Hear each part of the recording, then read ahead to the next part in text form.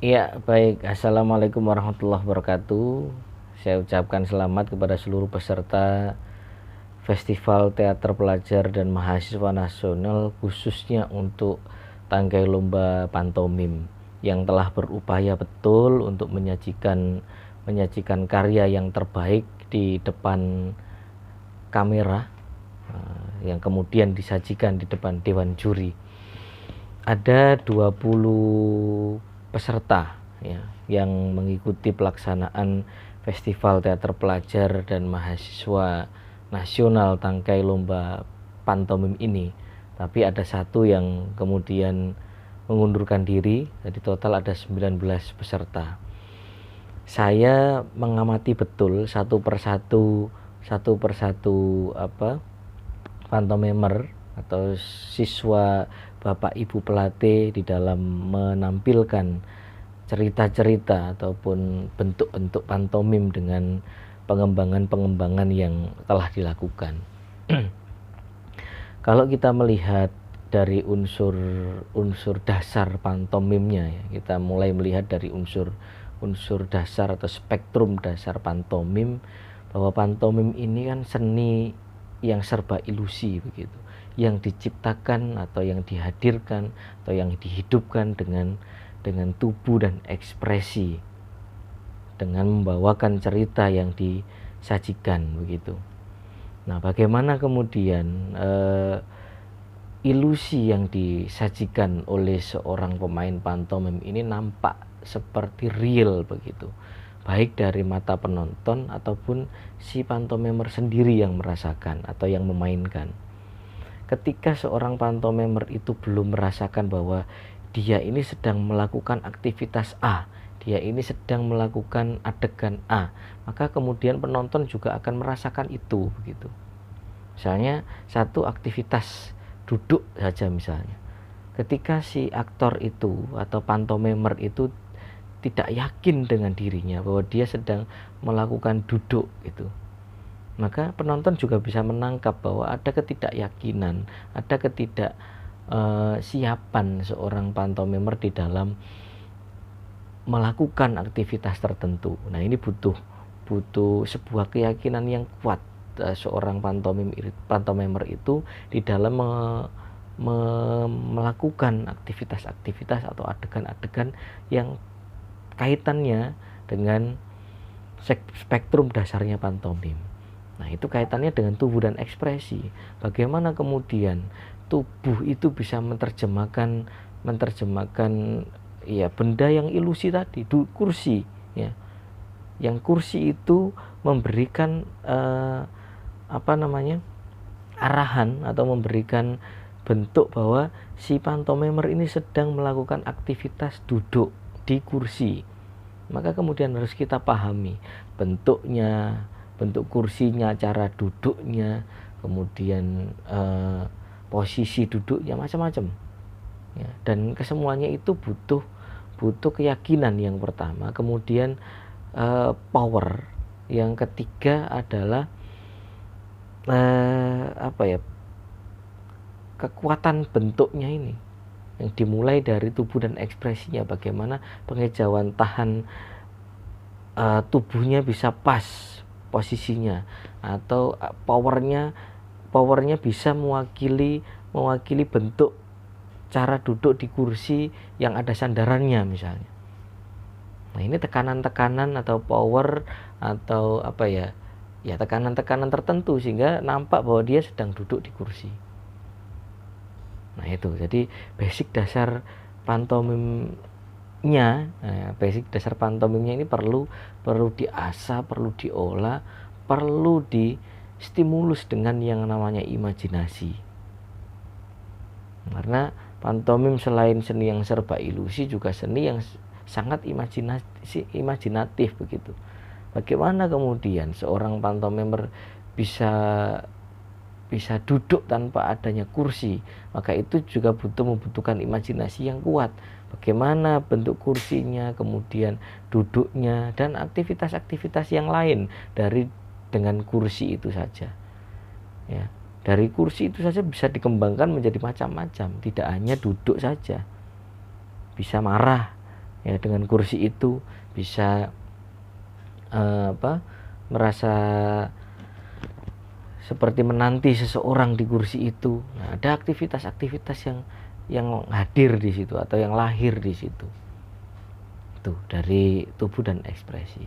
Kemudian berikutnya harus seimbang juga antara tubuh dan ekspresi itu. Misalnya ketika dia merasakan sakit gitu ya, pegang tangannya, gini nih apakah sesuai gitu. Sakit yang di tangan hanya barangkali tertusuk jarum, atau dengan sakit dengan cara yang lain gitu. Karena porsinya akan berbeda-beda. Ketika si pantomimer itu kebelet ke kamar mandi misalnya dengan lapar, nah ini harus ada perbedaan yang jelas. Nah, banyak penempatan yang dilakukan oleh pantomimer yang berusia 7 sampai 14 tahun ini masih kurang tepat begitu, kurang kepegang. Nah, sehingga ya itu tadi terasa masih ngambang, belum dapat yang diinginkan itu. Jadi dia ambil gelas ya, minum. Nah, ini apakah gelas itu ukuran sekian itu diminum sampai posisi begini? Nah, mungkin saja. Maka ini juga membutuhkan imajinasi. Atau dia ambil botol, dia buka tutupnya itu, taruh. Nah, ini kan butuh sebuah tekanan. Ada dampingan dari ekspresinya. Dia ambil. Nah, ada dukungan dari ekspresi menguatkan bahwa dia ini sedang membuka tutup botol atau tutup air mineral begitu. Nah, ini ada balancing atau keseimbangan antara ekspresi tubuh dengan ekspresi wajah. Itu yang penting sebenarnya. Nah, itu akhirnya menjadi sebuah dasar yang bisa diterapkan, yang bisa dilakukan sehingga tidak terkesan tidak mengena gitu, tidak 100%. Nah, itu yang terkait dengan spektrum dasarnya dari ekspresi dan tubuh ya. Yang keduanya ini harus diolah memang. Bagaimana merasakan sedih, bagaimana merasakan sakit, bagaimana merasakan menunggu seseorang yang bingung, menanti dan lain sebagainya, didukung dengan tubuh. Nah, bagaimana tubuh gelisah, ekspresi gelisah. Nah, ini perlu imajinasi seorang pantomimer. Begitu juga dengan pelatihnya. Kemudian yang kedua terkait dengan unsur pendukungnya. Ya, musik ini unsur pendukung tapi juga unsur penguat dalam pertunjukan pantomim gitu.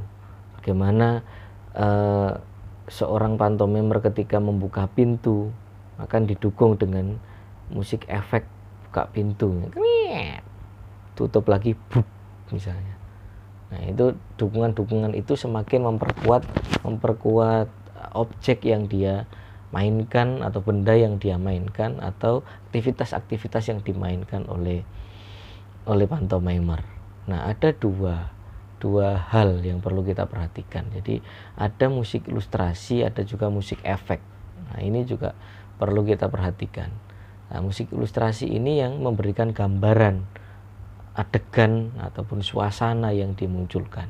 Kalau musik efek ini yang menguatkan adegan.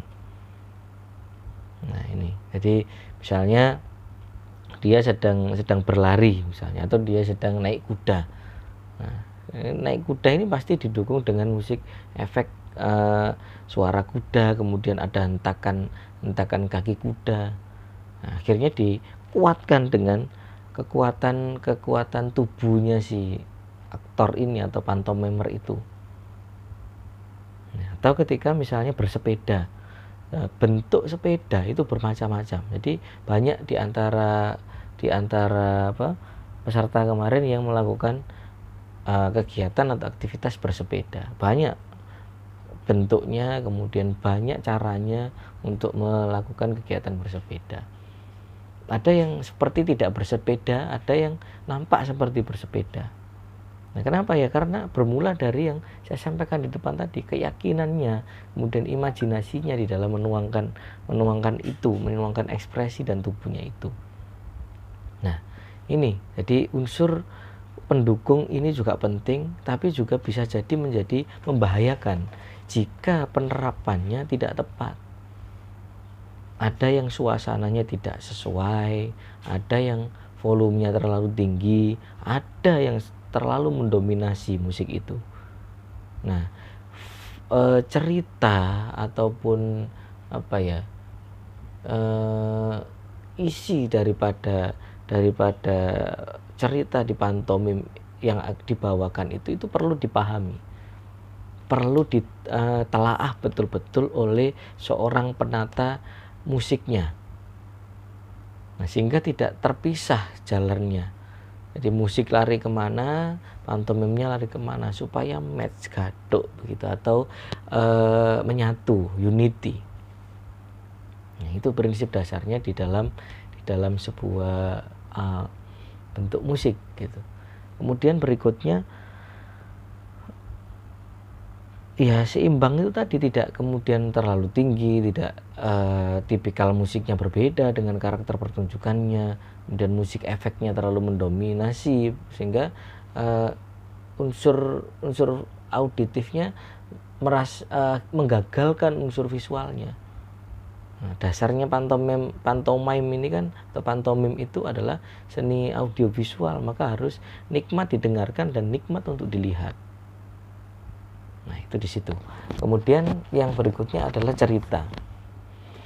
Cerita yang dibawakan oleh para peserta ini sepertinya terjebak oleh tema yang kesannya itu menyedihkan.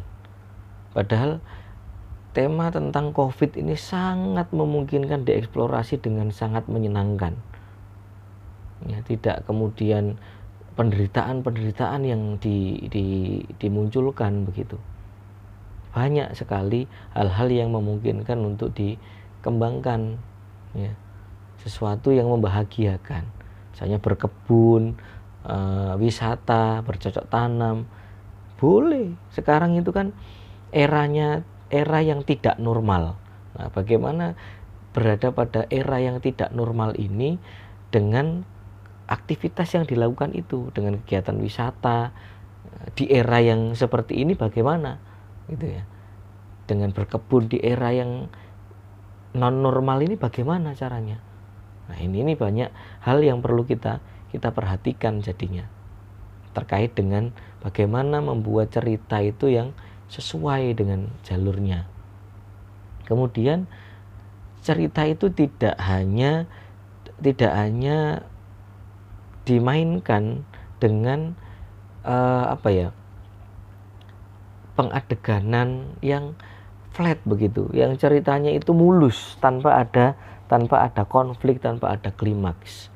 Nah, konflik dan klimaks itu sangat penting untuk menguatkan pertunjukannya, untuk memikat penonton, untuk memberikan makna di dalam pertunjukan itu, memberikan nilai di dalam pertunjukan itu.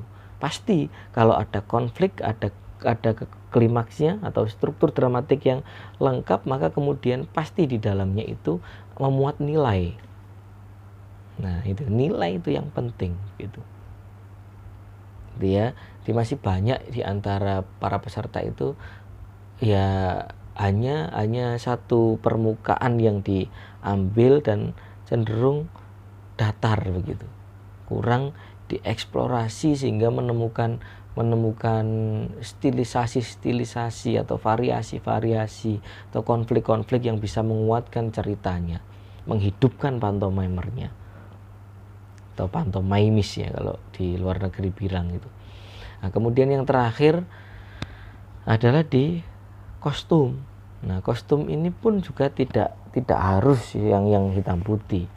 Nah, kostum dan make up saya kira tidak menjadi problem untuk festival kali ini, karena sepertinya sudah banyak mendapatkan pengalaman sebelumnya. Sudah tidak ada lagi yang menggunakan make up dengan ornamen-ornamen yang menakutkan, kemudian kostum yang berlebihan begitu. Jadi masih sesuai dengan konteks atau koridor yang sesuai. Nah, berikutnya untuk pengambilan gambar. Nah, ini mohon maaf masih ada lagi. Untuk pengambilan gambar ini juga perlu diperhatikan. Kalau memang sulit untuk mengambil perpotongan-perpotongan, ya sudah, stay aja kameranya di situ, ambil in frame atau satu frame itu, biarkan ambil long shoot, kemudian pantomimernya yang memainkan seluruh cerita yang ingin dibawakan. Jadi tidak penonton bingung dengan kondisi kameranya yang loncat-loncat dan lain sebagainya. Nah, itu dasar yang perlu kita sampaikan kepada para pelatih dan para peserta. Dan mohon maaf, ini paling terakhir soal tema, ya. Tema pun dipilihkan yang dekat dengan anak, ya. Setiap kali ada festival pantomim itu tematik-tematik yang disuguhkan atau yang dimainkan ini cenderung tema-tema yang jauh dari anak, atau tema yang dimiliki oleh guru, atau yang selaras dengan pemikiran gurunya, tapi belum selaras dengan pemikiran atau yang pernah dialami oleh siswanya, sehingga siswanya ini merasa berat begitu melakukannya. Itu konteks dasarnya yang perlu kita ketahui bersama terkait dengan bentuk pantomim yang sudah dilakukan oleh para peserta. Tentunya ini sebuah kebanggaan dan sebuah rasa takjub yang tidak bisa diungkapkan dengan kata-kata, karena dari sekian banyak peserta ini betul-betul mengupayakan, betul-betul memaksimalkan potensinya untuk mendapatkan atau menghasilkan yang terbaik. Nah, kemudian pesan untuk Bapak Ibu guru atau Bapak Ibu pelatih, coba dicari bibit-bibit unggul lainnya selain yang laki-laki barangkali, karena banyak sekali yang siswa laki-laki itu yang minat sekali di pantomim.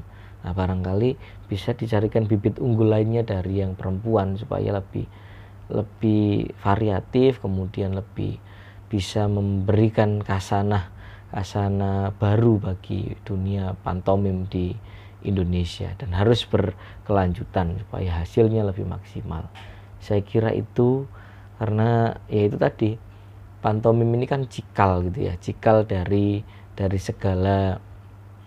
segala macam bentuk seni teater begitu, baik itu monolog atau teater itu sendiri atau drama berkelompok. Nah, ini merupakan basic dasar untuk memulai di dunia acting atau di dunia keaktoran. Maka yaitu tadi, imajinasinya harus kuat, kemudian kekuatan teknik tubuh. Nah, ini kita berbicara teknik, bahwa pantomim itu mempelajari teknik pantomim tapi tidak terlalu teknis gitu. Tapi jangan terlalu teknis. Nah, itu perlu kita tekankan di situ. Karena pasti banyak yang berpikir hitungan, habis ini begini hitungannya sekian, sehingga nampak terlalu teknis sekali gitu. Banyak yang demikian dari peserta yang mengikuti kegiatan festival kali ini. Baik, sudah cukup saya kira. Apa yang saya sampaikan ini sudah kesana kemari. Dimohon maaf apabila ada kesalahan. Menang bukanlah akhir, kekalahan bukan, ya saya ulangi lagi, kalah bukanlah akhir, menang bukan segala-galanya. Jadi itu yang perlu kita tekankan supaya tetap semangat di dalam berproses, tetap semangat di dalam meraih apa yang bisa diraih. Cukup sekian dari saya. Wassalamualaikum warahmatullahi wabarakatuh.